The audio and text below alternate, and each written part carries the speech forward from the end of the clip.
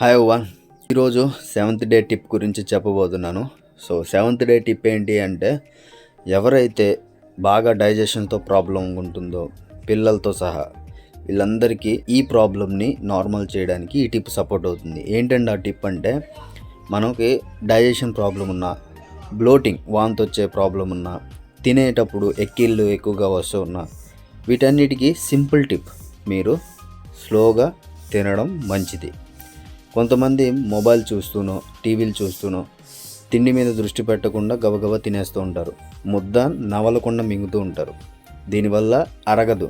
ఎందుకంటే ముద్ద బాగా పళ్ళ మధ్యలో నలిగి సలైవాతో మిక్స్ అయ్యి మీరు మింగగలిగితే ఆటోమేటిక్గా డైజెషన్ అనేది చాలా సింపుల్గా అవుతుంది. సింపుల్ ఎగ్జాంపుల్ నేను అబ్జర్వ్ చేసింది, మీరు ఎప్పుడన్నా అబ్జర్వ్ చేశారో లేదో ఒకసారి గమనించుకోండి.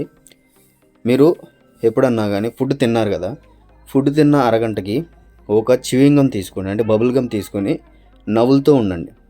నవిలి ఆ చివింగంలో స్వీట్నెస్ పోయిన తర్వాత కూడా నవ్వులుతూ ఉంటారు కొంతమంది. సో అలాగే నేను చేశాను. నవిలిన తర్వాత ఈజీగా ఆ ఉమ్మి ఏదైతే ఉందో, ఆ సలైవా ఏదైతే ఉందో అది కూడా మింగడం మొదలుపెట్టాను.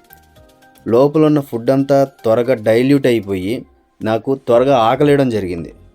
అర్థమవుతుందా? త్వరగా ఆకలేయడం జరిగింది.